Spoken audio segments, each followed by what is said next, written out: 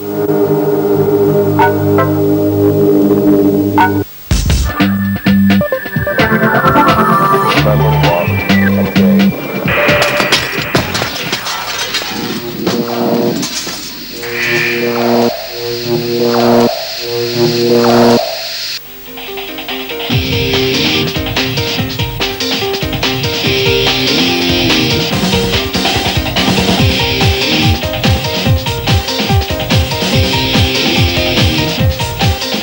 oui, du monstre, du sang, des trucs glauques et gore, vous avez vu derrière moi ce qui se passe. Heureusement qu'on est tard le soir, dites donc les enfants, et que les enfants sont couchés justement. On est entre adultes, on va pouvoir s'en jeter un petit, comme on dit dans les tontons flingueurs. On va... Ils me font rire, ils mettent des synthés, ils préviennent pas. Marcus, comédien pour émission gore. Très drôle, monsieur Pierre Boulet, réalisateur, ça se plaira tout ça. Aujourd'hui, on est avec un jeu qui s'appelle Parasite Eve 2. On n'a pas eu la chance d'avoir Parasite Eve 1 en France, il est sorti au Japon, aux États-Unis, mais pas chez nous. Mais heureusement, Parasite Eve 2 sort et c'est très très bien parce que c'est vraiment dans le genre. Les gens qui aiment les Resident Evil et ce genre de trucs, vous allez adorer ça, vous allez voir que c'est très très bien. Là, pendant que je vous parle, j'embrouille un peu, je prends une petite sauvegarde. C'est pas que je veux pas faire le premier niveau aujourd'hui, c'est que le tout début du jeu, c'est juste un entraînement au tir et c'est pas très intéressant. Et je me suis dit, ce serait quand même plus rigolo si on allait voir tout de suite des monstres et de la bagarre. Donc j'ai sauté, on va dire, les peut-être 6 ou 7 premières minutes du jeu, qui consiste simplement en un entraînement au tir, donc c'est pas passionnant. Je me retrouve avec cette jeune fille qui est agent du FBI, et puis on m'a appelé en mission, donc ce que je vais faire déjà, avant de partir, on va faire un peu les courses, on va aller à l'armurerie, et on va s'équiper un petit peu. Là déjà un flingue avec elle, mais vous allez voir qu'on peut acheter 2-3 petits gadgets en plus, histoire de ne pas partir sans biscuit et de ne pas se retrouver démunis face aux monstres. Allez, on va voir la petite dame qui s'occupe de l'armurerie, je vais enlever mes bras, comme ça je verrai mieux, voilà. Alors le truc que je trouve un petit peu décevant, c'est que les dialogues sont uniquement sous forme de texte, et pas du tout, on n'entend pas du tout les voix, sauf quand ils gémissent, qu'ils grognent ou ce genre de trucs. Ça coûtait assez cher de faire les doublages, donc ils l'ont pas fait. Alors vous voyez, je peux acheter des armes, des munitions, des protections, armes, tout ça, j'ai déjà ce qu'il faut, et puis il n'y a pas grand chose d'intéressant. On va s'acheter des petits accessoires, des médicaments. Je vais m'acheter des médicaments, c'est super. Une lampe aveuglante, c'est pour aveugler les monstres, comme son nom l'indique, et des gaz lacrymogènes. Vous voyez, j'avais un peu d'argent, j'avais 200 crédits, je sais plus comment ça s'appelle, donc je me suis un petit peu équipé. C'est pas énorme, mais ça me permettra de tenir le coup quelques temps. Voilà, on m'explique un peu comment ça marche, puisque c'est le tout début du jeu. Donc là, vous verrez qu'il y a encore 2-3 messages qui servent en fait à vous expliquer comment on utilise les munitions, comment on recharge, et ce genre de choses. Mais tout de suite, on va aller, on nous a appelé sur une mission, donc on va aller au sommet d'un building où il y a des monstres. Ah, voilà un collègue de bureau, est-ce que tu veux bien m'ouvrir la porte s'il te plaît? Oui, je suis prêt à partir. J'aurais pu retourner m'entraîner un petit peu. Voilà. Alors il s'appelle Aya, parce que le jeu s'appelle Parasite Eve, mais en fait Parasite Eve c'est le nom d'une espèce de saleté de virus qui transforme les gens en mutants quasiment. C'est pas gentil pour les filles qui s'appellent Eve, qui sont plutôt gentilles d'habitude, c'est pas sympa de les traiter de parasites vraiment. Mais en tout cas voilà, le vrai parasite s'appelle la mitochondria, je sais pas quoi, néomitochondria, il y a tout un truc, j'ai pas bien lu la notice et tout. Enfin bon, ce qu'il faut savoir c'est que ça transforme les gens en monstres et que l'héroïne qui s'appelle Aya et non pas Eve, je crois que c'était le nom de l'héroïne, mais en fait non, l'héroïne que vous allez voir qui est une belle petite blonde s'appelle Aya, et elle est un peu contaminée, donc en fait elle sent vachement bien quand il y a des extraterrestres et des trucs un peu bizarres, elle les repère plus facilement, donc elle est devenue, on va dire, chasseuse de fantômes, ça fait un peu Ghostbuster. On va la voir arriver, regardez, je vais laisser la cinématique parce qu'elles sont vraiment superbes les séquences cinématiques, vraiment c'est génial. Ah, il y a un hélicoptère, et ben il a eu son permis d'hélicoptère celui-là. Eh ben il savait pas conduire du tout apparemment son hélico, ou on lui a peut-être tiré dessus, vous allez voir qu'on lui a tiré dessus, c'est peut-être pour ça. Ah, la voilà. Je laisse la cinématique pour qu'on puisse admirer les courbes de cette magnifique créature. Vous allez voir qu'il y a encore des progrès qui ont été faits en image de synthèse. Elle est vraiment super réussie. Waouh, petit bisou. Ah, trop tard. Ah, oh, bah elle se recoiffe, tiens, voilà. Pas mal avec la petite mèche et tout, les oreilles, la coupe de cheveux, j'aime bien, tout est pas mal, sympa. Donc les gars, voilà, une fois qu'on a une belle héroïne, c'est assez souvent dans les Resident Evil. Bon, alors regardez, là c'est génial, je me déplace et la caméra se déplace avec moi. C'est pas de la vraie 3D, c'est-à-dire que les mouvements de la caméra là sont vraiment précalculés. Si je me déplace là où c'est prévu, tout va bien. Dès que j'essaye d'aller un peu ailleurs, ça merdouille un petit peu. Donc ça fait un très joli effet de caméra, mais en fait c'est pas très très jouable, je trouve, ce genre de plan là-dedans. Donc c'est un petit peu de la poudre aux yeux, mais en tout cas ça impressionne. C'est fait pour ça, la poudre aux yeux. Vous voyez, là j'appuie sur la petite croix, je discutais un peu avec cet agent de police qui est d'accord pour me laisser passer, ce qui est plutôt sympa. Comment ça se passe? Bah on va voir, on va y aller. Allez, au lieu de discuter, avance. Alors vous voyez, les dialogues, on ne peut pas tellement choisir, en général il faut juste appuyer pour faire passer les dialogues, ce qui est un peu dommage, surtout qu'ils sont quand même muets. Les gens ne parlent pas, ils s'écrivent en fait, un peu comme sur internet. Ah, là j'ai tourné du mauvais endroit, vous voyez, peux pas vraiment aller où je veux exactement. Si je veux aller à droite par exemple, là, je reviens au même endroit, mais je peux pas y aller. Je peux pas aller à droite du décor, je peux pas aller près du camion de pompier qui est sur la gauche. Vous voyez, ça bloque un petit peu. Mais si je me contente d'avancer comme on me le demande, eh ben ça marche plutôt bien. Oh, elle va regarder sur le côté, voilà. Il y a l'hélicoptère en flammes. Voilà. Et je vais rentrer dans l'immeuble. Aucun survivant, bah oui. Si survécu à ça, il serait quand même très fort. Elle a un beau petit jean, on pourrait habiller très sexy, mais bon, bah, elle est mignonne quand même, on la trouve pas mal, Aya. Alors voilà, on va lui montrer notre carte du FBI, regardez, c'est toujours la frime, j'aime bien les agents du FBI, comme leur façon de montrer leur carte, c'est vraiment... je me la pète un peu. Alors là, il y a les gens du SWAT Team, c'est un peu le GIGN américain, qui sont déjà rentrés pour essayer de calmer la situation dans l'immeuble, mais vous allez voir qu'ils se sont un peu fait massacrer, donc je suis le seul espoir de l'humanité. Allez, rentre là-dedans. Voilà, on va grimper. Là, il y a une petite scène cinématique avec deux flics qui discutent et qui disent « Ah, c'était comme l'année dernière, le projet Manhattan, tout ça. » Je passe un petit peu. Ils parlent un peu du premier épisode, Parasite Eve, le premier du nom, encore une fois, qu'on n'a pas eu la chance d'avoir en France. Attention, elle sort. Là, c'est pas moi qui dirige, vous allez voir que j'ai rien à faire. Elle fait un petit mouvement sympa. Hop, hop. Ah, si seulement on pouvait jouer aussi vite, ce serait pas mal. Parce que comme tous les Resident Evil, à mon goût, c'est toujours un peu limite au niveau jouabilité. Les personnages sont un peu difficiles à manier, je trouve. Ça manque un peu de précision. C'est pas très instinctif et pas très rigolo. Mais bon, on s'y habitue, faut pas râler, c'est comme ça depuis le tout début des Resident Evil. Donc voilà, une fois qu'on est habitué. Si vous aimez toute la série vraiment des Resident Evil, je pense que vous allez adorer Parasite Eve 2. En plus, c'est en français quand même si ça n'est que sous-titré, c'est quand même en français. Alors regardez ce qui reste des mecs du SWAT Team. Heureusement qu'on est tard le soir, parce qu'il y en a des bouts partout. C'est absolument terrible. Alors voilà, petit panoramique sur l'endroit. Bon, on va rentrer directement et on va traverser le hall en courant. Parce que si jamais il y avait des monstres, je préfère pas me faire choper. Donc voilà, comme d'habitude, on explore. Un téléphone qui sonne. Regardez, il y a une petite bête là, juste à côté. Je sais pas si vous la voyez. Ah, peut-être me faire mordre. Je lui ai fait peur. Il y a des bestioles qui se baladent et ça fait un peu flipper. Et toujours, là, on ne sait pas où elle est passée. Vous voyez, elle était près du téléphone, mais on la voit plus du tout. Donc, peut-être s'inquiéter un peu de savoir où elle est passée. Bon, bah, on va répondre au téléphone. Vous allez voir que le téléphone, c'est ce qui sert en plus de sauvegarde. Ce qui est assez pratique. Là, c'est mon chef qui me parle, et en fait, l'idée, c'est que à chaque fois que je vois un téléphone, je peux faire mon rapport à mes supérieurs, et je peux sauvegarder. Bon, là, je vais pas le faire, je ne voudrais pas pourrir mes autres sauvegardes, qui sont un peu plus loin, mais voilà, donc en tout cas, c'est la façon de sauvegarder, c'est des téléphones, pas besoin de ruban encreur, comme dans Resident Evil, il suffit de passer un petit coup de fil, voilà, même pas besoin de forfait, rien du tout, ça marche tout seul. Alors là, je vais tomber sur un des rares survivants du SWAT Team, un peu nerveux, le gars, vous allez voir. Ça va, je n'ai rien fait, je suis là pour vous aider, monsieur. Alors on va discuter un peu, c'est un peu long, surtout qu'on n'entend pas les voix. En gros, il va m'expliquer qu'ils ont réussi à évacuer tout le monde, mais qu'il y a encore une civile qui est restée coincée dans la cafétéria. Je passe un peu, et il va me donner la clé de la cafétéria, regardez bien. Voilà.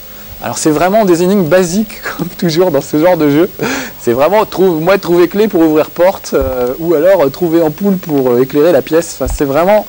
très basique, mais c'est bien, ça mélange un peu, vous allez voir les séquences d'action avec les séquences d'exploration surtout, et puis 2-3 petits indices, comme d'habitude des diamants à mettre dans les yeux des statues, etc. Enfin bon, des grands classiques. Donc là, la cafétéria, moi je sais où c'est parce que j'ai déjà joué, mais regardez, il y a un petit plan, donc je vais jeter un œil au plan, sur le plan, voilà. Et maintenant que j'ai regardé ce plan, il est dans ma mémoire, on va dire, donc j'ai maintenant accès à la carte. Regardez, je peux regarder à tout moment. Voilà, je suis là où il y a le petit triangle rouge et le petit point rouge qui clignote, c'est la cafétéria, c'est l'endroit où il faut que j'aille. Donc bah, on va y aller, tout simplement. Je vais descendre les petits escaliers. Hop. Voilà, on m'explique que pour descendre ou monter, on appuie sur la touche croix. Vraiment comme dans les Resident Evil, hein, c'est vraiment pareil. C'est d'ailleurs un peu énervant, moi tous ces trucs m'énervent un petit peu. Je trouvais qu'avec un jeu comme Silent Hill, ils avaient bien amélioré ce genre de petits détails de jouabilité qui n'étaient pas terribles. Les mouvements de caméra, etc. Puis là, on revient un peu en arrière, je trouve. Enfin, c'est quand même super. Faut que j'arrête. Je suis là, je peux me cacher si je veux. Je suis sûr que derrière, Pierre Boulet, à la régie, est en train de se dire « Il est en train de sortir du cadre, vite, faites quelque chose !» Bon, j'ai trouvé une caisse en tout cas. Regardez, il y a des munitions dedans. Donc, je pourrais venir m'approvisionner. Ça, c'est l'équipement qu'ont laissé les gens du SWAT Team. Donc, je pourrais venir m'approvisionner ici une fois que j'aurai un peu, comment dire, gâché mes cartouches. Tiens, ce que je vais faire, je vais peut-être me préparer. Je sens qu'il va y avoir de la bagarre, je ne sais pas pourquoi. Peut-être parce que j'ai déjà joué sûrement. Donc regardez les menus un peu comment ça se passe. On peut utiliser des objets et les mettre dans sa poche. Attachments, c'est les choses qu'on a sous la main, qu'on peut utiliser pendant un combat. Le GPS, c'est une espèce de radar qui permet de détecter les ennemis. À la place de ce radar, je vais me mettre ma petite lampe aveuglante. Voilà, comme ça, ça permettra de faire un flash qui permet d'éblouir les ennemis, ça vous permet de gagner un petit peu de temps. Allez, on avance et je sens qu'on va tomber sur des monstres. Ouah, regardez! Oh, il est pas beau. Et il est en train de manger un gars du SWAT. Je sais pas quel goût ça a, les gars du SWAT, mais apparemment les monstres ont l'air d'apprécier. Allez, on va courir. Et là, hop, je vais viser tout de suite le monstre. Et lui tirer dessus. On le voit pas bien, je vais peut-être aller mettre sur le côté au péril de ma vie, comme d'habitude. Parce qu'encore une fois, quand vous jouez chez vous, vous n'avez pas ce genre de considération. Moi, j'aimerais bien vous faire voir le maximum de choses, donc je prends des risques. Regardez, la lampe aveuglante, ça va le faire reculer un petit instant. Hop, voilà. Et comme ça, je peux lui tirer dessus dans la foulée. Bon, ça y est, là, il est mort. On n'en parle plus. Voilà. Par contre, j'ai gaspillé ma lampe aveuglante. Ça doit être des... Ça consomme un nombre de piles absolument impressionnant. Oh, bah, qu'est-ce qu'il a fait de son œil, le monsieur? Il est où, ton œil? Alors, vous entendez, on l'entend un peu gémir, mais c'est tout. On l'entend pas parler. Il n'a pas l'air d'aller très très bien. Mais méfiez-vous, ils prennent forme humaine, faites très attention. Oh bon, il est un peu mort ce coup-ci. Donc il faut se méfier parce qu'ils peuvent prendre forme humaine, les monstres, donc il faut être très très prudent sur ce coup-là. Il peut y avoir des gens qui ont l'air sympas, et en fait c'est des monstres. Alors est-ce que je peux fouiller sur lui? Est-ce que je pourrais lui prendre des choses?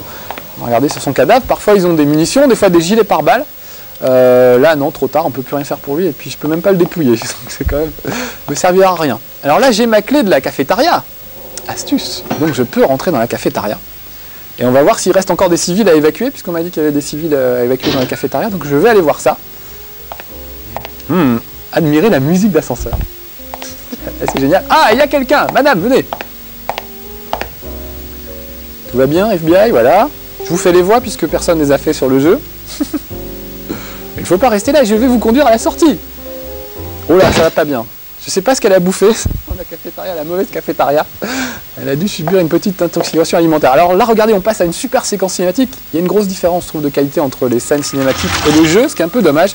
Mais ça permet d'avoir des trucs fabuleux. Regardez, je sais pas ce qu'elle a bouffé, mais ça va pas bien du tout. Son pull se déforme de partout, c'est absolument terrible. C'est dommage, j'étais mignonne à la base. Là, elle est bonne pour se racheter un pull, si vous voulez, mon avis. Oh! Et c'était pas épilé, c'était... Et voilà, le beau pull tout neuf! Oh là là, c'est dommage. Puis elle a pas bonne mine non plus. Ah, c'est peut-être parce que c'est un monstre en vrai, voilà. Voilà pourquoi.